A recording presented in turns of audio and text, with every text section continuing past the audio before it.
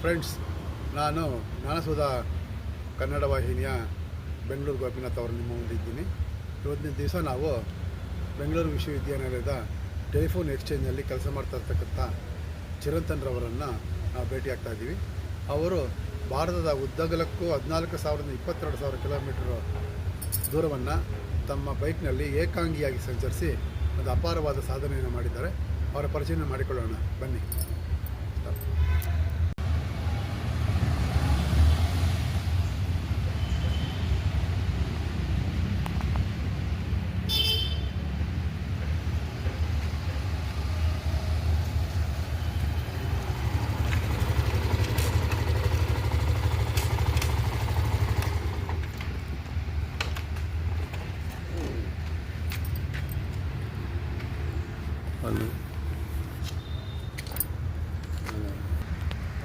ನಮಸ್ಕಾರ. Welcome Chirantan. Thank you sir. ನಿಮ್ಮನ್ನು ಭೇಟಿ ಮಾಡಿದ್ದು ತುಂಬ ಸಂತೋಷ ಆಯಿತು. ಕೆಲವೊಂದು ವಿಚಾರಗಳನ್ನ ನಿಮ್ಮ ಹತ್ರ ತಿಳ್ಕೊಳ್ಳೋಣ, ನಮ್ಮ ಸಾರ್ವಜನಿಕರು ತಿಳಿಸೋಣ ಅನ್ನೋದೊಂದು ನಮ್ಮದೊಂದು ಉದ್ದೇಶ ಇದೆ. ಈಗ ಅಪಾರವಾದ ಒಂದು ಸಾಧನೆ ಮಾಡಿದ್ದೀರಾ. ಬನ್ನಿ ಭೇಟಿ ಮಾಡಿ.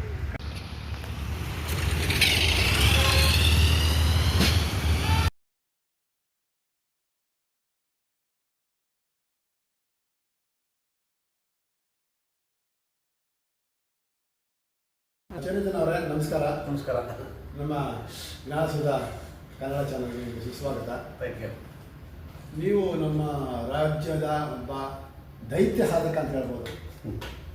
ಬೈಕ್ ರೈಡರ್ನಲ್ಲಿ 14,022 ಕಿಲೋಮೀಟರ್ ಕ್ರಮಿಸಿದ್ದೀರಾ.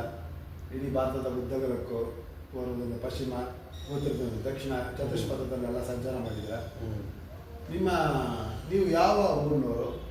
ಏನು ಸರ್, ಸಂಕ್ಷಿಪ್ತವಾಗಿ ನಿಮ್ಮ ಒಂದು ವಿವರವನ್ನು ಕೊಟ್ಟರೆ ಒಳ್ಳೆಯದು. ನನ್ನ ಪರಿಚಯ, ನನ್ನ ಹೆಸರು ಚಿರಂತನ. ನಾನು ಹುಟ್ಟಿದ್ದು ಭದ್ರಾವತಿನಲ್ಲಿ. ಬಟ್ ನಮ್ಮ ತಂದೆಯವರು ಬಂದು ಮೈಸಂದ್ರ ಹತ್ರ ಕೆಲವರ್ಗರಲ್ಲಿ ಅಂತ. ಅಲ್ಲಿ ಜಗೇಶ್ ಅಲ್ಲಿ ತಂದೆಯವರು, ತಾಯಿಯವರು ಬಂದು ಭದ್ರಾವತಿ, ಹುಟ್ಟಿದ್ದು ಭದ್ರಾವತಿ. ಸೊ ಅಲ್ಲಿಂದ ನಾವು ಬೆಂಗಳೂರಿನವರೇನೆ. ಬರೀ ಹುಟ್ಟಿದ್ದಲ್ಲಿ ತಂದೆ ತಾಯಿ ಊರು ಅದು, ನಾಲ್ಕೂರು ಬೆಂಗಳೂರು. ಸೊ ಇಲ್ಲೇ ಕೇಂಬ್ರಿಡ್ಜ್ ಸ್ಕೂಲಲ್ಲಿ ಸ್ಕೂಲು, ಆಮೇಲೆ ವಿಜಯ ಕಾಲೇಜು ಮತ್ತು ಶೇಷಾದ್ರಿಪುರಂ ಕಾಲೇಜಲ್ಲಿ ನನ್ನ ಡಿಗ್ರಿ. ಆ ಡಿಗ್ರಿ ಮುಗಿತಾ ಇದ್ದಾಗೇ ಬೆಂಗಳೂರು ವಿಶ್ವವಿದ್ಯಾಲಯದಲ್ಲಿ ಕಂಪಾಷನೇಟ್ ಗ್ರೌಂಡಲ್ಲಿ ನಾನು ನಮ್ಮ ತಂದೆ ಇಲ್ಲಿ ಅಸಿಸ್ಟೆಂಟ್ ಡೈರೆಕ್ಟರ್ ಆಗಿದ್ದರು. ಅವರ ಕಾಲ ನಂತರ ನಾನು ಕಂಪಾಷನೇಟ್ ಗ್ರೌಂಡಲ್ಲಿ ಬೆಂಗಳೂರು ಯೂನಿವರ್ಸಿಟಿಯಲ್ಲಿ ನನ್ನ ಕೆಲಸ ಸಿಕ್ತು. ಸೊ ನಾನು 97 ಯೂನಿವರ್ಸಿಟಿ ಎಂಪ್ಲಾಯ್ ಆಗಿ ನೀವು ಈ ಒಂದು ಬೈಕ್ ರೈಡಿಂಗ್ ಮೇಲೆ ನಿಮಗೆ ಅಭಿಲಾಷೆ, ಈ ಒಂದು ಏನೋ ಇದೊಂದಿವಲ್ಲ, ನೀವು ಇಂಪಾರ್ಟೆನ್ಸ್ ಕೊಟ್ಟು ಅದ್ರ ಬಗ್ಗೆ ನೀವು ಈ ಸಾಧನೆ ಮಾಡ್ತಾ ಇರ್ತಕ್ಕಂಥದ್ದು, ಅದರದ್ದು ಏನು ನಿಮಗೆ ಉದ್ದೇಶ, ಯಾವ ಕಾರಣದ ಮೇಲೆ ಅಥವಾ ಯಾವ ಉದ್ದೇಶದ ಮೇಲೆ, ಯಾವ ಸ್ಫೂರ್ತಿ ಮೇಲೆ ನೀವು ಇದನ್ನು ನೀವು ತೊಡಗಿಸ್ಕೊಂಡಿದ್ದೀರಾ? ಓಕೆ, ಆ್ಯಕ್ಚುಲಿ ಯೂನಿವರ್ಸಿಟಿಗೆ ಬಂದ ನಂತರ ಬೈಕ್ ರೈಡಿಂಗ್ ಬಂದಿಲ್ಲ. ನಾನು ಕಾಲೇಜಲ್ಲಿ ಇದ್ದಾಗಲೇ ನಮ್ಮ ತಂದೆ ಯುರೋಪ್ ಕೊಡಿಸಿದ್ರು 65cc ಗಾಡಿ.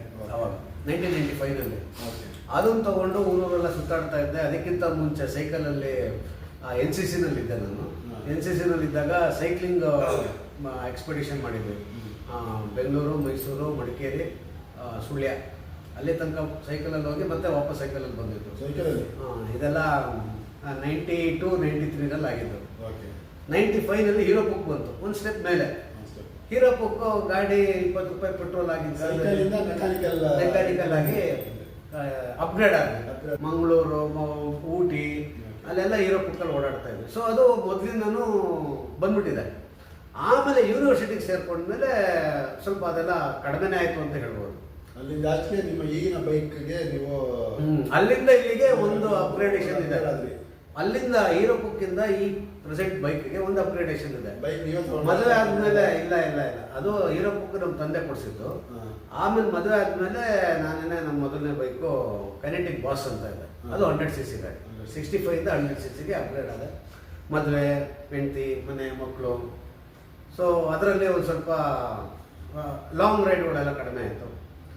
ಆಮೇಲೆ ಮಕ್ಕಳು ಬೆಳೆದ್ರು ಪಡಗೋರು ಹೋಗಿ ಬಂದು ಮಾಡಂಗ ಆದಮೇಲೆ ಇದು ಇದು ಯಮಹಾ FZS ವರ್ಷನ್ 2 ತಗೊಂಡಿದ್ದು ಇವಾಗಿರೋದು.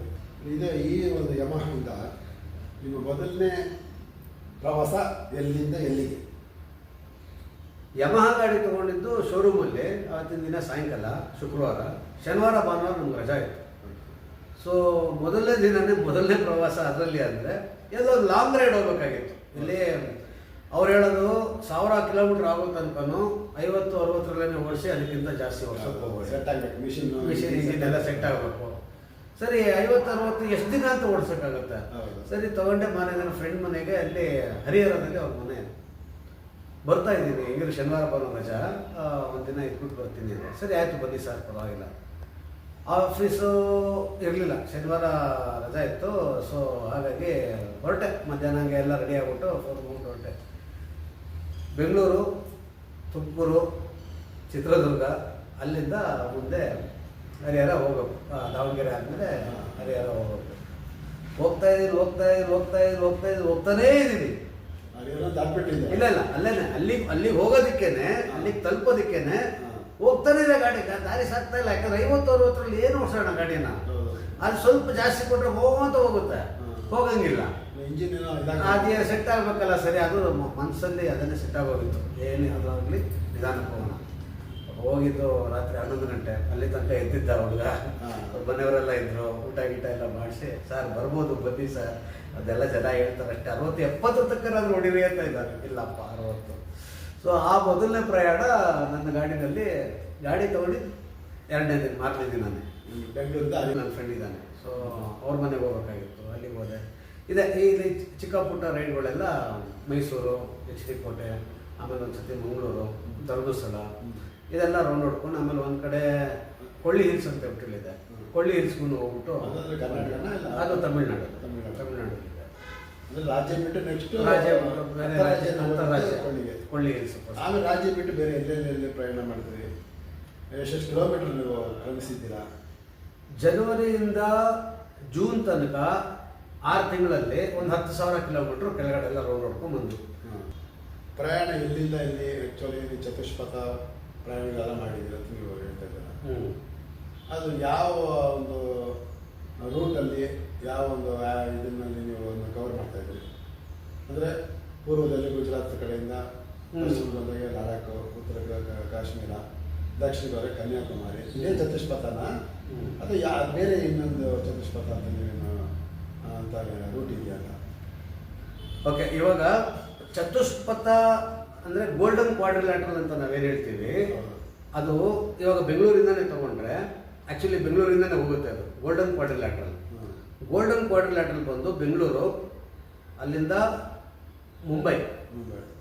ಮುಂಬೈಯಿಂದ ಡೆಲ್ಲಿ, ಡೆಲ್ಲಿಯಿಂದ ಕಲ್ಕತ್ತಾದಿಂದ ಚೆನ್ನೈಯಿಂದ ಮತ್ತೆ ಬೆಂಗಳೂರು. ಈ ಒಂದು 4,000-5,000 ಕಿಲೋಮೀಟರ್ ಏನಿದೆ, ಇದನ್ನು ಗೋಲ್ಡನ್ ಕ್ವಾಡ್ರಿಲ್ಯಾಟ್ರಲ್ ಅಂತ ನಾವು ಕರೆಯೋದು. ಚತುಷ್ಪಥ ಅಂತ ನೀವೇನು ಹೇಳ್ತಾ ಇದ್ದೀರ ಅದು. ಆದರೆ 2016 ಜುಲೈನಲ್ಲಿ ನಾನು ಒಟ್ಟಾಗ ಮಾಡಿದ್ದು 4 ಕೋನಗಳು. ಭಾರತ ಮ್ಯಾಪ್ ತಗೊಂಡ್ರೆ ನೀವು ಎಡ್ಜಸ್ ಏನೇನಿದೆ, ಎಕ್ಸ್ಟ್ರೀಮ್ ಕಾರ್ನರ್ಸ್ ಅಂತ ಏನಿದೆ, ನೀವು ಹೇಳಿದ್ರಲ್ಲ ಇವಾಗ ಗುಜರಾತು, ಲಡಾಖ್ ಅಂತೇಳಿ, ಆ ಥರ ಬೆಂಗಳೂರಿಂದ ಹೊರಟು ಫಸ್ಟು ಎಕ್ಸ್ಟ್ರೀಮ್ ಕಾರ್ನರ್ ಅಂದರೆ ಗುಜರಾತ್, ಗರಿಷ್ಠ ಮೂಲೆ ಅದು. ಅದೇ ಲಾಸ್ಟ್. ಅದಾದಮೇಲೆ ನಿಮಗೆ ಸಮುದ್ರ ಸಿಗುತ್ತೆ ಅಷ್ಟೇ. ಸಮುದ್ರ ಅಲ್ಲಿ ನಾರಾಯಣ ಸರೋವರ ಅಂತ ಹೇಳ್ಬಿಟ್ಟು ಒಂದು ಜಾಗ ಇದೆ, ತುಂಬ ಚೆನ್ನಾಗಿದೆ ಗುಜರಾತಲ್ಲಿ. ನಾರಾಯಣ ಸರೋವರ ಅಂತ ಅದು ಊರ ಹೆಸರು. ಅಲ್ಲಿ ಕೋಟೇಶ್ವರ ಅಂತ ಒಂದು ದೇವಸ್ಥಾನ ಇದೆ, ಅದು ಜಾಗ ಅದು. ಸೊ ಅಲ್ಲಿ ನಮಗೆ ಇಂಡಿಯಾ ಬುಕ್ ಆಫ್ ರೆಕಾರ್ಡ್ಸ್ ಅವರು ಇದೇ ಜಾಗಕ್ಕೆ ಹೋಗಿ ತಲುಪಬೇಕು ಅಂತ ಹೇಳಿ ಅವರೇ ಹೇಳ್ಬಿಟ್ಟಿರ್ತಾರೆ. ಎಕ್ಸ್ಟ್ರೀಮ್ 4 ಕಾರ್ನರ್ಸ್ ಅಂದರೆ ಯಾವ್ದು ಗುಜರಾತಲ್ಲಿ ನಾರಾಯಣ ಸರೋವರ ಅಂದರೆ ಕೋಟೇಶ್ವರ ಅಂತ ಇದೆ. ಅದು ಬಿಟ್ಟರೆ ಜಮ್ಮು ಕಾಶ್ಮೀರದಲ್ಲಿ ಲೇ ಇದೆ. ನಾವೇನು ಲೇ ಲಡಾಖ್ ಅಂತ ಹೇಳ್ತೀವಿ, ಲಡಾಖಲ್ಲಿ ಲೇ ಅಂತ ಹೇಳ್ಬಿಟ್ಟು ಒಂದು ಊರಿದೆ, ಅದು ಎಕ್ಸ್ಟ್ರೀಮ್ ಕಾರ್ನರ್. ಯಾಕಂದರೆ ಅದಾದಮೇಲೆ ನಿಮಗೆ POK ಬರುತ್ತೆ, ಚೈನಾ ಬಾರ್ಡರ್ ಬರುತ್ತೆ. ಅಂದರೆ POKನೇ ಅದು, ಚೈನಾ ಈ ಕಡೆ ಬರುತ್ತೆ. ಅದೆಲ್ಲ 3 ಹೊತ್ತು ಇರೋದಿಲ್ಲ. 6 ತಿಂಗಳು ಸ್ನೋ, 6 ತಿಂಗಳು ಸ್ವಲ್ಪ ತಣ್ಣಗಿರುತ್ತೆ ಅಷ್ಟೇ. ಡ್ರೈ ಅಂತೂ ಅದು ಯಾವತ್ತೂ ಆಗೋದಿಲ್ಲ. ಆಮೇಲೆ ಈಸ್ಟರ್ನ್ ಕಾರ್ನರ್ ಅಂತೇಳಿ ನಾವು ಅಸ್ಸಾಂ ಬಿಟ್ಟು ಇನ್ನೂ ಮುಂದಕ್ಕೆ ಹೋದರೆ ಅರುಣಾಚಲ್ ಪ್ರದೇಶ, ಅಲ್ಲಿ ತೇಜು ಅಂತ ಹೇಳಿ ಒಂದು ಜಾಗ ಇದೆ. ಅಲ್ಲಿ ಲೋಹಿತ್ ಅಂತ ಹೇಳಿ ಒಂದು ನದಿ ಹರಿತದೆ, ಅದೊಂದು ಊರ ಹೆಸರು. ತೇಜು, ಲೋಹಿತ್ ಅದು ಎರಡನ್ನೂ ಒಂದೇ ಕರೀತಾರೆ. ಸೊ ಇಲ್ಲಿಗೆ ಹೋಗ್ಬೇಕು, ಈ ಜಾಗಕ್ಕೆ ಹೋಗ್ಬೇಕು. ಆಮೇಲೆ ಸೌತ್ ಎಕ್ಸ್ಟ್ರೀಮ್ ಬಂದ್ಬಿಟ್ಟು ಕನ್ಯಾಕುಮಾರಿ ಟಚ್ ಆಗಬೇಕು. ಕನ್ಯಾಕುಮಾರಿ ಆದಮೇಲೆ ಕೆಳಗಡೆ ನಮ್ಮದು ಇಂಡಿಯನ್ ಓಷನ್ ಅಲ್ಲ. ಸೊ ಅದು ಸದರ್ನ್ ಮೋಸ್ಟ್ ಪಾಯಿಂಟ್ ಅಂತ. ಸುಮಾರು ಜನ ಅದೇನದು Rameswaram, Dhanushkodi southern extreme point ಅಂತಾರೆ. ಅದು ಸೌತಲ್ಲಿ ಆ ಕಡೆಗೆ ಎಕ್ಸ್ಟ್ರೀಮ್. ಕೆಳಗಡೆ ಬಂದರೆ ಬಾಟಮ್ ಎಂಡ್ ಅಂದರೆ ಕನ್ಯಾಕುಮಾರಿ. ಸೊ ಸುಮಾರು ಜನ ಇವಾಗ ಮಾಡ್ತಾರೆ, ಕನ್ಯಾಕುಮಾರಿ ಟು ಕಾಶ್ಮೀರ ಅಂತ ಮಾಡ್ತಾರಲ್ಲ. ಸೊ ಆ ಥರ ಈ 4 ಜಾಗನ ಬೆಂಗಳೂರಿಂದ ಹೊರಟು 4 ಎಕ್ಸ್ಟ್ರೀಮ್ ಕಾರ್ನರ್ಸನ್ನು ಟಚ್ ಮಾಡಿಬಿಟ್ಟು ಸಕ್ಸಸ್ಫುಲ್ಲಾಗಿ ವಾಪಸ್ ಬಂದು ರೆಕಾರ್ಡ್ ಬುಕ್ಕಿಗೆ ಎಲ್ಲ ಡಾಕ್ಯುಮೆಂಟೇಷನ್ ಅದನ್ನು ಸಬ್ಮಿಟ್ ಮಾಡಿದ್ದು. First rider in India to cover India 4 extreme corners ಅಂತ. ಅವಾಗ ಚತುಷ್ಪಥನ ಇದು ಚತುಷ್ಪಥ ಇದಲ್ಲ. ಚತುಷ್ಪಥ ಈ ಜಾಗ ಏನು ಹೇಳಿದ್ದೀನಿ, ಇಂಡಿಯಾ 4 ಎಕ್ಸ್ಟ್ರೀಮ್ ಕಾರ್ನರ್ಸು ಮಧ್ಯದಲ್ಲಿ ಬರುವಂಥ ಜಾಗ. ಡೆಲ್ಲಿ, ಕಲ್ಕತ್ತಾ, ಮುಂಬೈ, ಚೆನ್ನೈ ಈ 4 ಜಾಗನ ಲಿಂಕ್ ಮಾಡುವಂಥ ಒಂದು ಕ್ವಾಡ್ರಿಲ್ಯಾಟ್ರಲ್ ಅಂತ, ಅಂದರೆ ಸ್ಕ್ವೇರ್ ಅಂತ ಏನು ಹೇಳ್ತೀವಿ, ಇದು ಸ್ಕ್ವೇರು. ನಮ್ಮ ರೂಟ್ ಏನಿದೆ ಹೀಗಿದೆ: ಡೆಲ್ಲಿ, ಕಲ್ಕತ್ತಾ, ಚೆನ್ನೈ, ಈ ಕಡೆ ಆಮೇಲೆ ನಿಮಗೆ ಈಗ ಲಿಮ್ಕಾ ಸಾಧನೆಗೆ, ಲಿಮ್ಕಾ ದಾಖಲೆಗೆ ನಿಮ್ಮನ್ನು ಆಯ್ಕೆ ಮಾಡಿ ನಿಮ್ಮನ್ನು ಪ್ರಶಸ್ತಿ ಕೊಟ್ಟಿದ್ದಾರೆ. ಅದು ಎಲ್ಲ ಸಮಗ್ರ ಸಾಧನೆ ಕೊಟ್ಟಿರೋದಾ ಅಥವಾ ಯಾವುದು ಪರ್ಟಿಕ್ಯುಲರ್ ಸಾಧನೆ ಮೇಲೆ ನಿಮಗೆ ಪ್ರಶಸ್ತಿ ಬಂತ? ಹೌದು, ಇದೇನೆ ಇಂಡಿಯಾ 4 ಎಕ್ಸ್ಟ್ರೀಮ್ ಕಾರ್ನರ್ಸ್ ಅಂತ ಏನು ಮಾಡಿದೆ. ಎಕ್ಸ್ಟ್ರೀಮ್ ಕಾರ್ನರ್ಸು 4 ಎಕ್ಸ್ಟ್ರೀಮ್ ಕಾರ್ನರ್ಸನ್ನು ಸ್ಟಾರ್ಟಿಂದ 4 ಎಕ್ಸ್ಟ್ರೀಮ್ ಕಾರ್ನರ್ಸ್ ಟಚ್ ಆಗಿ ಮತ್ತೆ ಅದೇ ಸ್ಟಾರ್ಟ್ ಪಾಯಿಂಟ್ಗೆ ಬಂದು ಕ್ಲಿಯರ್ ಆಗಬೇಕು. ಅದಾದಮೇಲೆ ನಾನು ಅದನ್ನು ಡಾಕ್ಯುಮೆಂಟೇಷನ್ ಸಬ್ಮಿಟ್ ಮಾಡಿದ್ದಕ್ಕೆ first rider in India to do so ಅಂತ ಹೇಳ್ಬಿಟ್ಟು ಅದು ನನಗೆ ಸರ್ಟಿಫಿಕೇಟ್ ಕೊಟ್ಟಿದ್ದಾರೆ. ಅದು ಅವಾಗ 2016 ಅಲ್ಲಿಗೆ ಅದು ಆ ಸಾಧನೆಗೆ ನೀವು ಆ್ಯಕ್ಚುಲಿ ಕವರ್ ಮಾಡಿದ್ದು ಎಷ್ಟು ಕಿಲೋಮೀಟರ್ ಅದು ಟೋಟಲು? ಅದು ಬೆಂಗಳೂರಿಂದ ಹೊರಟು ಬೆಂಗಳೂರಿಗೆ ಬರೋ ಅಷ್ಟರಲ್ಲಿ 14,100 ಕಿಲೋಮೀಟರ್ ಆಯಿತು. 14 ಕಿಲೋಮೀಟ್ರ್. ಈ 14,100 ಕಿಲೋಮೀಟ್ರ್ ನೀವು ಸಂಚಾರ ಮಾಡಬೇಕಾದ್ರೆ ಮಧ್ಯೆ ನಿಮ್ಗೆ ಏನು ಅವಘಡಗಳಾಗಲಿ, ಮತ್ತೊಂದು ಏನಾದರೂ ನಿಮಗೆ ತೊಂದರೆಗಳಾಗಲಿ, ಮತ್ತೊಂದಾಗಲಿ ನಿಮಗೆ ಎದುರಾಗಿದ್ದು ಉಂಟಾ? ಅಥವಾ ನೀವು ಎಲ್ಲ ಆರಾಮಾಗಿ ದೇವರದಿಂದ ಯಾವಾಗಲೂ ಹಾಗೆ ವಾಪಸ್ ಬಂದು ಸೇರಿಲ್ಲ? ಏನಾದರೂ ಮಧ್ಯೆ ನಿಮಗೆ ತೊಂದರೆಗಳಾಗಿ ಪ್ರಯಾಣಕ್ಕೆ ತಡೆ ಆಗುವಂಥದ್ದು ಘಟನೆಗಳು ನಡೆದಿರ್ಬೋದಲ್ಲ? ಅದೇ ನೀವು ಹೇಳ್ದಂಗೆ ದೇವ್ರ ದಯದಿಂದ ಹೋಗ್ಬಿಟ್ಟು ಬಂದಿದ್ದು, ಆರಾಮಾಗಿ ಹೋಗ್ಬಿಟ್ಟು ಬಂದಿದ್ದಂತೂ ನಿಜಾನೇ. ಯಾಕಂದರೆ ಪರಮಾತ್ಮನ ದಯ ಇಲ್ಲ ಅಂದರೆ, ಅವ್ರು ನಮ್ಮ ಜೊತೆನಲ್ಲಿಲ್ಲ ಅಂದರೆ ಎಷ್ಟೋ ಕೆಲಸಗಳು ಆಗೋದಿಲ್ಲ. ಅಂದರೆ ಅವ್ರ ಮೇಲೆ ಭಕ್ತಿ ಭಾವ ಅದೇನಿದೆ, ನಂಬಿಕೆ, ಅದು ಬೇರೆ. ನೀವೇನು ಮಾಡ್ತಾ ಇದ್ದೀರಾ ಇಲ್ಲಿ ಆನ್ ರೋಡ್ ಏನು ಮಾಡ್ತಾ ಇದ್ದೀರಾ ಅದು ಬೇರೆ. ಅದು ಸ್ವಲ್ಪ ಕಾಮನ್ ಸೆನ್ಸ್ ಬೇಕಾಗುತ್ತೆ. ಇದೆಲ್ಲ ದೇವ್ರ ಮೇಲೆ ಬರ ಹಾಕ್ಬಿಟ್ಟು ಆಯ್ತು ನೀವು ಕರ್ಕೊಂಡು ಹೋಗೋಕ್ಕಾಗಲ್ಲ. ಡಾನ್ ಅಂತ ಹೆಸರಿಟ್ಟಿದ್ದೀರಾ? ಅದು ಯಾವ ಒಂದು ಅದು ಅಚಾನಕ ಬಂದಿರತಕ್ಕಂಥ ಸ್ಫೂರ್ತಿನ ಇಲ್ಲ ಯೋಚನೆ ಮಾಡಿ ನಾ ಗಾಡಿಗೆ ನಾನು ಡಾನ್ ಅಂತ ಹೆಸರಿಕ್ಬೇಕು, ಆ ಗಾಡಿನ ನನ್ನ ಯಜಮಾನ. ಯಾಕಂದರೆ ಸಾಮಾನ್ಯ ನಮ್ಮ ಹಿಂದೂಗಳಲ್ಲಿ ಗಾಡಿನ ಲಕ್ಷ್ಮೀ ಸಮಾನ ಅಂತ ಹೇಳ್ತಾರೆ. ಹಾಗಾಗಿ ಡಾನ್ ಅಂದರೆ ನಿಮ್ಮ ಯಜಮಾನ, ಅದು ನನ್ನನ್ನು ಒಳ್ಳೆಯ ದಾರಿಗೆ ಅಥವಾ ನನ್ನ ತೊಂದರೆ ಕೊಡೋದಕ್ಕೆ ಕರ್ಕೊಂಡು ಹೋಗ್ಬೇಕು, ಸರ್ವಿಸ್ ಕೊಡ್ಬೇಕು ನನಗೆ ಅನ್ನೋ ದೃಷ್ಟಿಯಿಂದ ನೀವು ಡಾನ್ ಅಂತ ಹೆಸರಿಟ್ಟಿದ್ದೀರಾ? ಏನು ಹೇಗೆ ಅದು ಏನು? ನಂದು ಹೀರೋ ಬುಕ್ ಇತ್ತು, ಅದಕ್ಕೆ ಹಸೀನಾ ಅಂತ ಹೇಳಿ ಹೆಸರಿಟ್ಟಿದ್ದೆ. ಹಸೀನಾ ನನ್ನ ಗರ್ಲ್ ಫ್ರೆಂಡ್ ಅಂತ. ಹಿಂದಿನಲ್ಲಿ ಹಸೀನಾ ಅಂದರೆ ಅದೇ ಭಾಳ ಚೆನ್ನಾಗಿರೋ ಹುಡುಗಿ. ಫಸ್ಟ್ ಗಾಡಿ ಅದು ಫಸ್ಟ್ ಲವ್ ಅಂತಾರಲ್ಲ ಆ ಥರ. ಅದಾದ್ಮೇಲೆ ಬಂದು ಕರೆಟಿಕ್ ಬಾಸ್ ಅಂತ ಬಂತು. ಅದಕ್ಕೇನು ಹೆಸರಿಡಕ್ಕೆ ಹೋಗಲಿಲ್ಲ, ಯಾಕಂದರೆ ಅದೇ ಬಾಸ್ ಅಂತಲೇ ಹೆಸರಿಟ್ಟು ಬಾಸ್ ಆಯಿತು. ಈ ಗಾಡಿ ಬಂದಮೇಲೆ ಆ್ಯಕ್ಚುಲಿ ಏನು ಹೆಸರಿಡಬೇಕು ಅಂತ ನನಗೇನು ಗೊತ್ತಿರಲಿಲ್ಲ. ಬೇರೆ ಬೇರೆ ಗಾಡಿಗಳು ಯೂಶಲಿ ಹೆಸರು ಇಡ್ತಾರೆ, ಅದು ಅಚಾನಕ್ಕಾಗಿ ಇಡ್ತಾರೋ ಅಥವಾ ಅವ್ರ ಹೆಸರು ಚೆನ್ನಾಗಿದೆ ಅಂತ ಇಡ್ತಾರೋ ಅಥವಾ ಅದಕ್ಕೆ ಸೆಟ್ ಆಗುತ್ತೆ ಅಂತ ಹೇಳ್ತಾರೋ, ಅದೆಲ್ಲ ಬೇರೆ ಬೇರೆ. ಕೆಲವೊಬ್ಬರು ಸಲಗ ಅಂತ ಹೆಸರಿಡ್ತಾರೆ, ನನ್ನ ಫ್ರೆಂಡು ಇದ್ದಾರೆ. ಇನ್ನೊಬ್ಬ ಗಜರಾಜ ಅಂತ ಹೆಸರಿಟ್ಟಿದ್ದಾನೆ. ಅಂದರೆ ಅವ್ರದ್ದೆಲ್ಲ ಗಾಡಿಗಳು ಹಂಗಿದೆ, ದೊಡ್ಡ ದೊಡ್ಡ ಬೈಕ್ಗಳು, ದೊಡ್ಡ ದೊಡ್ಡ ಗಾಡಿಗಳು, ಆ ಥರ ಹೆಸರು ಸೂಟ್ ಆಗುತ್ತೆ ಅಂತ ಹೇಳಿ ಇಡ್ತಾರೆ. ನಾನು ಗಾಡಿ ತೊಗೊಂಡು ಸುಮಾರು ಒಂದೂವರೆ ತಿಂಗಳ ತನಕನೂ ನಾನೇನೋ ಹೆಸರಿಟ್ಟಿರಲಿಲ್ಲ. ನೋಡೋಣ ಅದು ಬರಬೇಕು, ಸುಮ್ಮನೆ ಇಡೋದು ಬೇಡ ಅಂತ. ಒಂದ್ಸತಿ ನಾನು ನನ್ನ ಫ್ರೆಂಡು ಧರ್ಮಸ್ಥಳಕ್ಕೆ ಹೋದ್ವಿ, ಇಬ್ಬರೇ ಧರ್ಮಸ್ಥಳಕ್ಕೆ ಹೋಗ್ಬೇಕಾದಾಗ ಹೋದ್ವಿ. ಅದು ಆಯಿತು, ದರ್ಶನ ಎಲ್ಲ ಆಯಿತು. ಅಲ್ಲಿಂದ ವಾಪಸ್ ಬರಬೇಕಾದಾಗ ಅವನ ಗಾಡಿನಲ್ಲಿ ಬಡ ಹೊಡಿತಾ ಇದ್ದ ಘಾಟ್ ಸೆಕ್ಷನ್ನು, ಕತ್ಲೆ, ರಾತ್ರಿ ಆಗೋಗಿತ್ತು, ಸಾಯಂಕಾಲ ಆಗೋಗಿತ್ತು. ಗುಂಡಿಯ ಹತ್ರ ಬಂದಾಗ ನಾನು ಅಲ್ಲಿ ಹೋಗಿ ಅಲ್ಲಿ ಇರ್ತೀನಿ. ಇಲ್ಲಿ ಮೇಲ್ಗಡೆ ಸಕಲೇಶ್ಪುರ ಹತ್ರ, ಸಕಲೇಶ್ಪುರದಿಂದ ಮುಂದೆ ಮಂಜರಾಬಾದ್ ಅಂತ ಒಂದು ಜಾಗ ಇದೆ. ಮಂಜರಾಬಾದಲ್ಲಿ ನಮ್ಮದು ಟೀ ಸ್ಟಾಲ್, ನಾರ್ಮಲ್ ಅದು, ಯಾವಾಗಲೂ ನಾವು ರೋಡಲ್ಲಿ ಅದು ಪಕ್ಕ ಜಾಗ. ಅಲ್ಲಿ ಇರ್ತೀನಿ. ಇದಾದ ಬಾ ನೀನು, ಯಾಕಂದರೆ ಅದೊಂದು 500cc ಗಾಡಿ, ನಂದು 150cc ಗಾಡಿ. ನೀನು ನಿಧಾನಕ್ಕೆ ಬಾ, ನಾನು ಅಲ್ಲಿ ಇರ್ತೀನಿ, ಟೀ ಕುಡಿತಾ ಇರ್ತೀನಿ, ಆಮೇಲೆ ಸಿಗೋಣ. ನಾನು ಘಾಟ್ ಸೆಕ್ಷನ್ ಓಡಿಸ್ಬೇಕು, ನಂಗೆ ಭಾಳ ಇಷ್ಟ, ಹಂಗೆ ಹಿಂಗೆ ಅಂತ ಹೇಳ್ಬಿಟ್ಟು ಹೊರಟುಬಿಟ್ಟ. ಅವ್ನು ಹೊರಟು ಒಂದು ಸ್ವಲ್ಪ ಹೊತ್ತು ಆಮೇಲೆ ನಾನು ಹೆಲ್ಮೆಟ್ ಎಲ್ಲ ಹಾಕೊಂಡು ನೀಟಾಗಿ ಹೋಗ್ತಾ ಇದ್ದೀನಿ. ನಂಗೆ ಯಾಕೆ ತಲೆನೋವು, ಹೋಗೋಣ ಆರಾಮಾಗಿ ಅಂತ ನೋಡಿದ್ರೆ ಅದು ಘಾಟ್ ಸೆಕ್ಷನಲ್ಲಿ ಸ್ವಲ್ಪ ಮುಂದೆ ಹೋಗ್ತಾ ಇರೋ ಗಾಡಿಗಳೆಲ್ಲ ಕಾಣಿಸುತ್ತೆ. ಇವೊಂದು ಲೈಟ್ ಒಂಥರ ವಿಚಿತ್ರವಾಗಿತ್ತು, ಅಂದರೆ ದೂರದಿಂದನೇ ಕಾಣಿಸುತ್ತೆ. ಅಲ್ಲಿ ಹೋಗ್ತಾ ಇದೆ ಗಾಡಿ. ಈಗ ಹೋದರೆ ಮತ್ತೆ ಅಲ್ಲಿ ಸಿಗ್ತಾ ಇದ್ದ, ಅಲ್ಲೇ 2-3 ಕರುವಲ್ಲೂ ಸಿಗ್ತಾ ಇದ್ದ. ಅವಾಗಲೇ ಹೊರಟಲ್ಲ, ಹಿಂಗೆ ಅಂದ್ಕೊಂಡು ಹೋಗ್ತಾ ಇದ್ರಲ್ಲ. ಅವಾಗ ಅಂದ್ಕೊಂಡೆ, ಮಗ ಇವಾಗ ಅವನೇನೋ ಡೈಲಾಗ್ ಹೊಡೆದ್ಬಿಟ್ಟು ಹೋಗಿದ್ದಾನೆ, ಅದಕ್ಕೆ ಉಲ್ಟಾ ಮಾಡಬೇಕು ಅಂದ್ರೆ ನಾವು ಫಸ್ಟ್ ಹೋಗ್ಬೇಕು. ಅಂದರೆ ಹೆಂಗೆ ಓಡಿಸೋದಲ್ಲ, ಆರಾಮಾಗಿ ಹೆಂಗೆ ಹೋಗ್ತಾ ಇದೀವಿ ಹಂಗೇನೆ ಹೋಗೋಣ. ಘಾಟ್ ಸೆಕ್ಷನಲ್ಲಿ ಫಸ್ಟು ನಾವು ಹೋದರೆ ಒಂಥರ ನಾವೇ ಡಾನ್ ಆದಾಗೆ ಲೆಕ್ಕ ಅದು.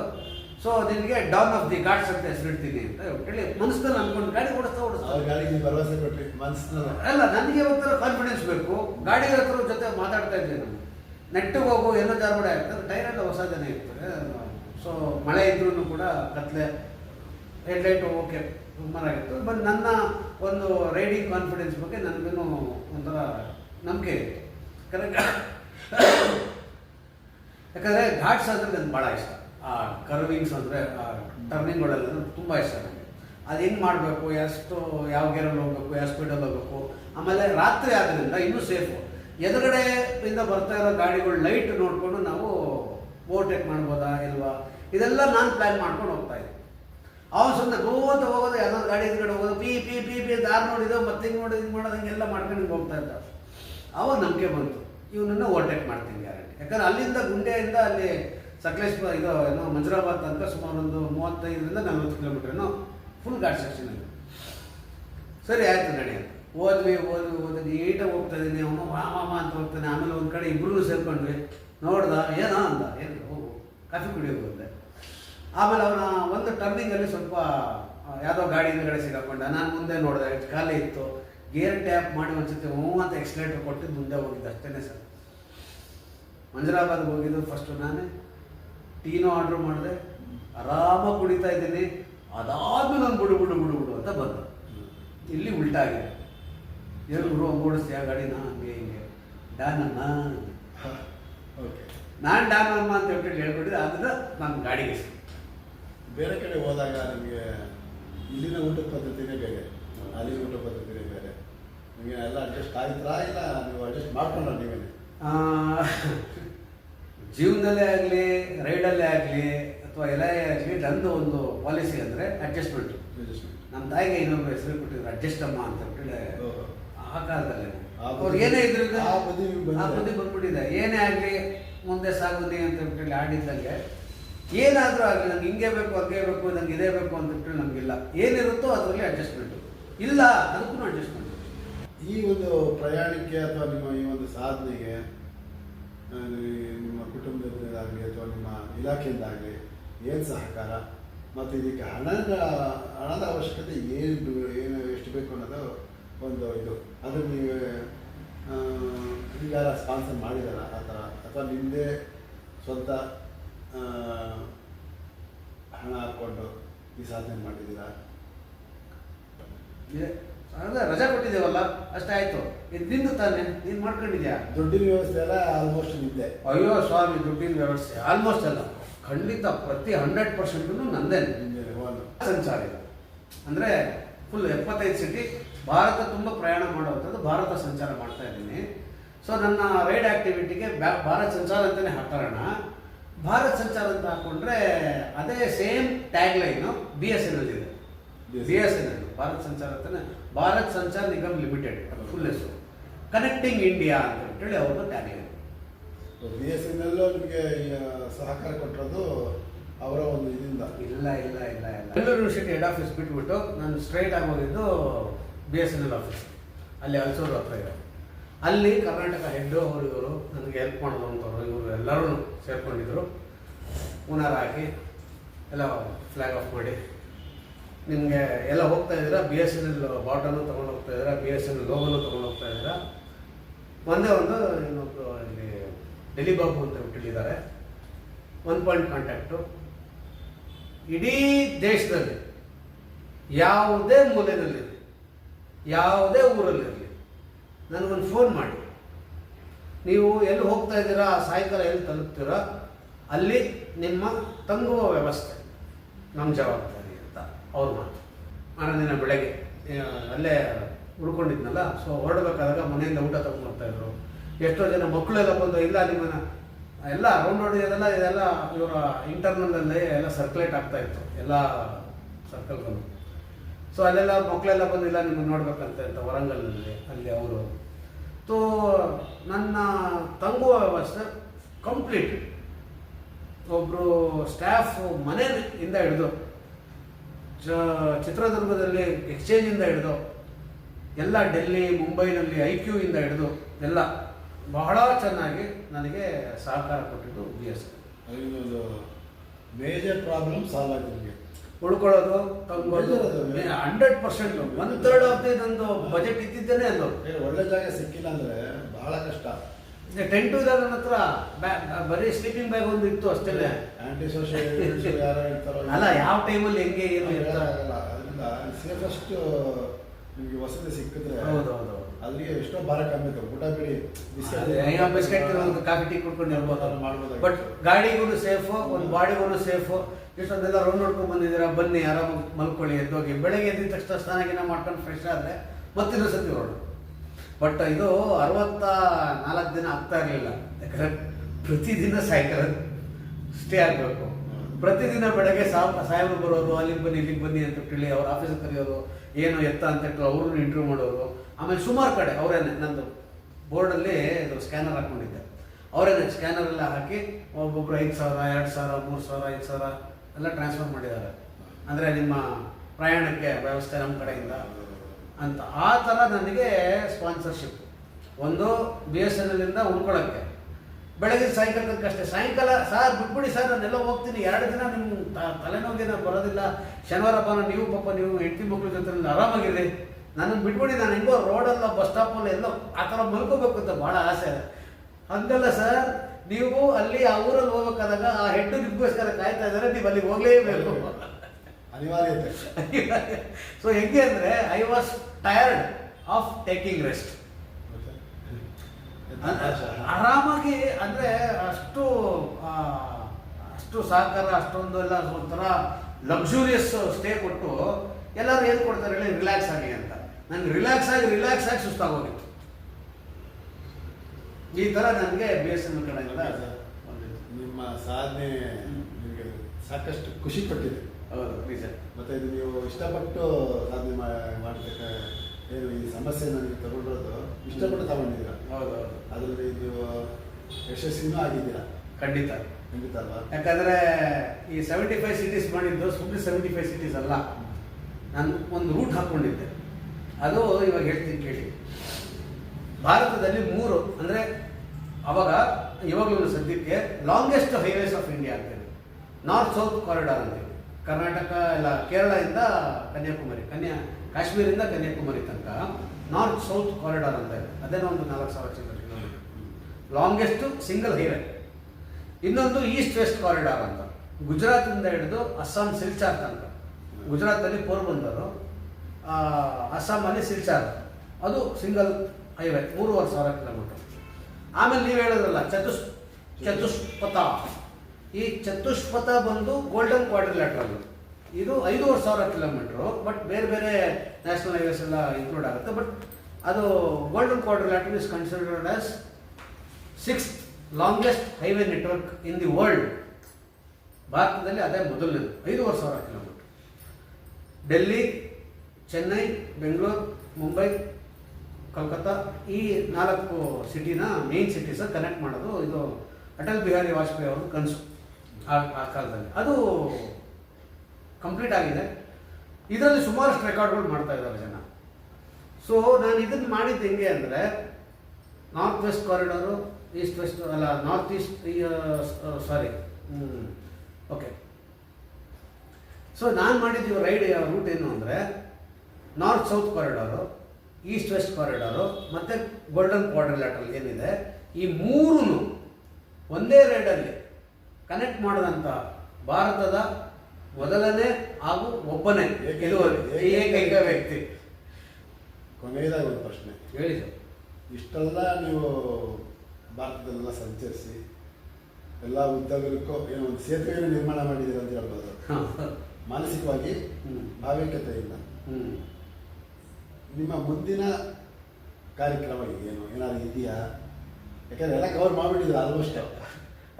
ಇನ್ಯಾವುದಾದ್ರು ಕಾರಿಡಾರ್ ಬಿಟ್ಟಿರೋದು ಅಥವಾ ಜಾಗ ಬಿಟ್ಟಿರೋದು, ಇಲ್ಲ ನಾನು ಇಷ್ಟು ಮಾಡಬೇಕು, ರಿಪಿಟೇಷನ್ ಆಗೋದು ಬೇಡ ಅಂಥದ್ದೇನಾದ್ರು ಯೋಜನೆ ಹಾಕೊಂಡಿದ್ರೆ ಅದ್ರ ಬಗ್ಗೆ ಸ್ವಲ್ಪ ಹೇಳ್ತೀನಿ. ಇದು 2016 ಇಂಡಿಯಾ 4 ಕಾರ್ನರ್ಸ್ ಮಾಡಿದಾಗ ನನಗೇನು ಅಂದ್ಕೊಂಡಿತ್ತು ಅಂದರೆ, ಆಲ್ ಇಂಡಿಯಾ ರೈಡು ಜೀವನದಲ್ಲಿ ಒಂದು ಸತಿ ಮಾತ್ರ ಮಾಡ್ಬೋದು. ಇದು ನನಗೆ ಅಲ್ಲಿಂದ ಬಂದ್ಬಿಟ್ಟಿತ್ತು. ಆಲ್ ಇಂಡಿಯಾ ರೈಡ್ ಮಾಡಿದ್ದೀನಿ, ಇನ್ನೇನು ಮಾಡೋ ಅಂಥದ್ದಿಲ್ಲ, ಸಾಕು ಅಂತ ಬಿಟ್ಬಿಟ್ಟಿದ್ದೆ. ಬಟ್ ಅದಾದಮೇಲೆ ಇದಾಯಿತು. ಇದೂ ಆಲ್ ಇಂಡಿಯಾ ರೈಡ್ ಒಂದು ಸತಿ 3 ಸತಿ ಮಾಡ್ದಂಗೆ. ಇದಾದಮೇಲೆ 2022 ಮಾಡಿದ್ದು ಇಂಡಿಯಾ 4 ಇದು 3 ಲಾಂಗೆಸ್ಟ್ ಹೈವೇಸು. ಆಮೇಲೆ ಕೇದಾರ್ನಾಥ್ಗೆ ಹೋಗ್ಬಿಟ್ಟು ಬಂದೆ, ಇದಕ್ಕೆ ಇದು ಅಯೋಧ್ಯೆಗೆ ಹೋಗ್ಬಿಟ್ಟು ಬಂದೆ, ಬೆಂಗಳೂರಿಂದಾನೆ ಬೈಕಲ್ಲೇ ಒಬ್ಬೊಬ್ಬನೇ. ಸೊ ಹಿಂಗೆಲ್ಲ ಸುತ್ತಾಡ್ತಾ ಇದ್ದೀನಲ್ಲ. ಆಮೇಲೆ ಈ ಒಂದು 75 ಸಿಟೀಸ್ ಮಾಡಿದಾಗ ಇದೇ ಭಾರತದ ಧ್ವಜನ ತಗೊಂಡು ಭೂತಾನ್ಗೂ ಹೋಗಿದ್ದೀನಿ. ಒಳಗಡೆ ಭೂತಾನ್ ಪೆಟ್ರೋಲನ್ನು ಹಾಕ್ಸಿದ್ದೀನಿ. ನೇಪಾಲ್ ಒಳಗಡೆನೂ ಹೋಗಿದ್ದೀನಿ, ನೇಪಾಲ್ ಪೆಟ್ರೋಲ್ ಬಂಕು ಹಾಕಿದ್ದೀನಿ. ಸೊ ಇಂಡಿಯಾ, ಭೂತಾನ್, ನೇಪಾಲ್ ಒಳಗಡೆ ಹೋಗಿದ್ದೀನಿ. ಬಾಂಗ್ಲಾದೇಶ್ ಬಾರ್ಡ್ರು, ಪಾಕಿಸ್ತಾನ್ ಬಾರ್ಡ್ರು, ಇವೆರಡರದ್ದು ಫೆನ್ಸ್ಗಳು ನೋಡಿದ್ದೀನಿ. ವಾಘ ಅಲ್ಲ, ಅದನ್ನ ಅಟಾರಿ ಅಂತಾರೆ. ಅಟಾರಿ ಬಾರ್ಡ್ರು ನಮ್ಮ ಕಡೆ, ವಾಘಾ ಬಾರ್ಡರ್ ಅನ್ನೋದು ಪಾಕಿಸ್ತಾನ ಕಡೆ. ಅದು ಅಮೃತ್ಸರ್ ಹತ್ರ ಇದೆ. ಮಾಡಿಲ್ಲ, ಇಲ್ಲ ಹೋಗಿದ್ದೀನಿ. ಅದೆಲ್ಲ ಎಲ್ಲಿ ತನಕ ಗಾಡಿ ಎಲ್ಲಿ ತನಕ ಬಿಡ್ತಾರೋ ಅಲ್ಲಿ ತನಕ ಹೋಗಿದ್ದೀನಿ. ಆಮೇಲೆ ಎಷ್ಟೋ ಜನ ನೋಡೋಕ್ಕಾಗದೇ ಇರೋ ಬಾರ್ಡ್ರೂ ನನ್ನ ಗಾಡಿನಲ್ಲಿ ಹೋಗ್ಬಿಟ್ಟು ನೋಡ್ಕೊಂಡು ಬಂದಿದ್ದೀನಿ. ಆಮೇಲೆ LOC ಕಡೆಯಿಂದನೆಲ್ಲ ಹೋಗಿದ್ದೀನಿ. ಸೊ ಇಷ್ಟೆಲ್ಲ ಆದಮೇಲೆ ಏನನ್ಸುತ್ತೆ ಅಂದರೆ, ಇವಾಗ ನೀವು ಕೇಳಿದ್ರೆ ಇಷ್ಟೇನಾ, ಇನ್ನೇನು ಇವಾಗ ಎಲ್ಲ ಬಾರ ಇಂಥ ಊರಿಗೆ ಹೋಗೋಣ, ಯಾವ ಊರು ಅಲ್ಲ, ಅಯ್ಯೋ ಅಲ್ಲಿ ಹೋಗಿದ್ರು. ಇವಾಗ ಹಂಗೆ ಆಗ್ಬಿಟ್ಟಿದೆ, ರಿಪಿಟೇಷನ್ ಆಗ್ತಾ ಇದೆ ಇವಾಗ. ಸೊ ಅವಾಗಲೂ ನನ್ನ ತಲೆನಲ್ಲಿ ಇದ್ದಿದ್ದು ಇಂಡಿಯಾ 4 ಕಾರ್ನರ್ಸ್ ಮಾಡಿದಾಗ ಒಂದೇ, ನನ್ನ ಗಾಡಿನ ನನ್ನ ಬೈಕಲ್ಲೇ ಅಮೇರಿಕಾದಲ್ಲಿ ಒಂದು ಗೋಲ್ಡನ್ ಬ್ರಿಡ್ಜ್ ಅಂತ ಹೇಳಿ ಒಂದಿದೆ. ಬಟ್ ಅದು ಗೋಲ್ಡನ್ ಬ್ರಿಡ್ಜ್ ಅಂತ ಹೆಸರಿಗಷ್ಟೇ, ಅದು ಇರೋದು ರೆಡ್ ಬ್ರಿಡ್ಜ್ ಅನ್ನೋದು ತುಂಬ ಚೆನ್ನಾಗಿದೆ. ಯಾಕೋ ಗೊತ್ತಿಲ್ಲ, ಅದು ಆ ಸೇತುವೆ ಬಂದು ತಲೆಯಲ್ಲಿ ಕುತ್ಕೊಂಡ್ಬಿಟ್ಟಿದೆ. ಆ ಗೋಲ್ಡನ್ ಬ್ರಿಡ್ಜ್ ಮೇಲ್ಗಡೆ ನನ್ನ ಬೈಕ್ ನೋಡಿಸ್ಬೇಕು ಅಂತ ಭಾಳ ವರ್ಷದ ಆಸೆ. ಅದು ಈಡೇರುತ್ತೋ ಇಲ್ವೋ ನನಗೆ ಗೊತ್ತಿಲ್ಲ, ಈಡೇರೋಕ್ಕೆ ಏನು ಮಾಡಬೇಕು ಏನು ಕತೆ ಅಂತಲೂ ಗೊತ್ತಿಲ್ಲ. ಬಟ್ ಅದೊಂದು ಕನಸಿದೆ, ಇದೊಂದು ಮಾಡಬೇಕು. ನನ್ನ ಗಾಡಿನಲ್ಲಿ ಆ ಗೋಲ್ಡನ್ ಗೇಟ್ ಬ್ರಿಡ್ಜ್ ಮೇಲೆ ನಾನು ಅದಕ್ಕೆ ನಿಮ್ಮ ಎಲ್ಲ ಮುಂಬರುವ ಯೋಜನೆಗಳಿಗೆ ನಮ್ಮ ಒಂದು ಆರೈಕೆ ಆಶೀರ್ವಾದ ಇರಬೇಕು ಸರ್. ಇದು ಎಲ್ಲ ಫಲಪ್ರದವಾಗಿ ಇನ್ನಷ್ಟು ದಾಖಲೆಗಳನ್ನು ಮಾಡಲಿ ಅಂತ ನಾವು ಆರಿಸ್ತಾ ಇದ್ದೀವಿ. ಇನ್ನೊಂದು ದಾಖಲೆ ತಲೆನಲ್ಲಿದೆ. ಇವಾಗ 4 ಕಾರ್ನರ್ಸ್ ಆಯಿತು, 3 ಲಾಂಗೆಸ್ಟ್ ಹೈವೇಸ್ ಆಯಿತು, 2 ಅಂತ ಹೇಳಿ ಒಂದು ನಂಬರು ತಲೆನಲ್ಲಿ ಭಾಳ ಉಳ್ಕೊಂಬಿಟ್ಟಿದೆ. ಒಂದು 6 ತಿಂಗಳು 1 ವರ್ಷದಿಂದ ಮಾಡ್ತಾ ಇದ್ದೀನಿ. Fastest to cover from point 1 to point 2. ಇದು ನನ್ನ ಗಾಡಿಯಲ್ಲಿ ಮಾಡೋಕ್ಕಾಗಲ್ಲ. ಚೂರು ದೊಡ್ಡ ಗಾಡಿ ತಗೊಂಡು ಅದನ್ನು ಕನ್ಯಾಕುಮಾರಿ ಇರೋದೇ ಒಂದು ಸರ್ಕೇಟ್ಗೆ ಕನ್ಯಾಕುಮಾರಿಯಿಂದ ಕಾಶ್ಮೀರ ತನಕ ಒಂದು ಪಾಯಿಂಟ್ಸ್ ಇದೆ. ಇಲ್ಲಿಂದನೇ ಹೊರಡಬೇಕು, ಅಲ್ಲಿಂದನೇ ಅಲ್ಲಿ ಇಳಿಸ್ಬೇಕು ಅಂತ. ಅದನ್ನು ಫಾಸ್ಟೆಸ್ಟಾಗಿ ಕವರ್ ಮಾಡೋಣ ಅಂತ ಒಂದು ತಲೆನಲ್ಲಿ ಇವಾಗ ಫಾಸ್ಟೆಸ್ಟ್ ಡ್ಯೂರೇಷನ್ 2 ದಿನ ಇದೆ. ಯಾಕಂದರೆ ನಾವು ಊಟ ಮತ್ತು ನಿದ್ದೆ ಈ ಎರಡನ್ನೇ ಕೇಳೋದು ಎಲ್ಲರೂ ಜೀವನದಲ್ಲಿ. ನನ್ನ ಜೀವನದಲ್ಲಿ ಅದು ಸ್ವಲ್ಪ ಕಡಿಮೆನೆ. ನಿದ್ದೆ ಇಲ್ವಾ, ನಡೀತದೆ 3 ದಿನ ಗಾಡಿ ಓಡಿಸ್ತೀನಿ. ಊಟ ಇಲ್ವಾ, ನಡೀತದೆ 2 ದಿನ ಗಾಡಿ ಓಡಿಸ್ತೀನಿ. ಸುಮ್ಮನೆ ಅದು ಇದು ಇದನ್ನು ತಿಳ್ಕೊಂಡು ಗಾಡಿ ಹೊಡಿಬೇಕಷ್ಟೆ. ಸೊ ಇದಿರೋದ್ರಿಂದ ಇನ್ನೊಬ್ರು ಯಾರೋ ಇವಾಗ ಮಾಡಿದ್ದಾರೆ 16 ಅವರ್ ರೆಸ್ಟ್ ತಗೊಂಡಿದ್ದಾರೆ. 60 ಅವರಲ್ಲೇನೋ ಇವಾಗ ಮಾಡಿರೋದು ದಾಖಲೆ ಇರೋದು. ಅದರಲ್ಲಿ 16 ಅವರ್ ರೆಸ್ಟ್ ತಗೊಂಡಿದ್ದಾರೆ. ಮೊದಲನೇ ದಿನ 8 ಅವರ್, ಎರಡನೇ ದಿನ 8 ಅವರ್. ಅವ್ರದ್ದು KTM ಡ್ಯೂಕ್ ಏನೋ ಇದೆ 396. ನನಗೂ ಯಾವುದಾದ್ರೂ ಒಂದು ಆ ಥರದ್ದು 400. ನನಗೇನು ಅಂದರೆ ಇದನ್ನ ಪರ್ಟಿಕ್ಯುಲರ್ ಆಗಿ ಸ್ಟಾರ್ಟಿಂಗಲ್ಲೇ ಹಾಕಿಬೇಕಾದ್ರೆ ನನಗೇನು ಅಂದರೆ ಭಾರತದ ಒಂದು ಕಂಪನಿಯ ಗಾಡಿ ಅದರಲ್ಲಿ ನಾನು ಮಾಡಿ ನಮ್ಮ ಭಾರತಕ್ಕೆ ಒಂದು ಹೆಸರು ಕೊಡಬೇಕು ಅಂತ ನಾನು ಹೆಸರು ಮಾಡ್ಕೊಂಡ್ರೆ ಚಿರಂತನ ಅಂತ ಯಾರು ನಮ್ಮ ಜ್ಞಾಪಕದಲ್ಲಿ ಇಟ್ಕೊಳ್ಳೋದಿಲ್ಲ. ಯಾವುದೋ ಗಾಡಿನೂ ಮಾಡಿದ್ದಂತೆ, FZ ಮಾಡಿದ್ದಂತೆ, ಇನ್ನೊಂದು ಯಾವುದೋ ಪಲ್ಸರಲ್ಲಿ ಮಾಡಿದಂತೆ, ಡ್ಯೂಕಲ್ಲಿ ಮಾಡಿದಂತಲೇ ನಾವು ಹೇಳೋದು. ಅವ್ನು ಯಾರು ಮಾಡಿದ ಅವ್ರ ಹೆಸರು ಆಗ್ತಾ ಇಲ್ಲ, ಬಟ್ ಡ್ಯೂಕ್ 390 ಮಾಡಿದ್ದಾನೆ ಅಂತ ನಾವು ಹೇಳ್ತಾ ಇದ್ವಿ. ಆ ಥರ ಒಂದು ಭಾರತದ ಗಾಡಿಗೆ ಒಂದು ಆ ಒಂದು ಗೌರವ ಪ್ರಸಿದ್ಧಿ ಕೊಡಬೇಕು ಅಂತ ನನ್ನ ಆಸೆ ಇದೆ. ಸೊ ಯಾವ್ದಾದ್ರು ಪಲ್ಸರ್ 400 ಆಗಲಿ, ಇನ್ನೊಂದಾಗಲಿ, 400 650cc ಫ್ರೆಂಡನೇ ಇದೆ, ತೊಗೊಂಡೋಗಿ ಸರ್ ಅಂತ ಕೇಳಂತ ಅದಕ್ಕೆ ಸುರಿಬೇಕು ಸ್ವಲ್ಪ ಪೆಟ್ರೋಲ್ಗೆ.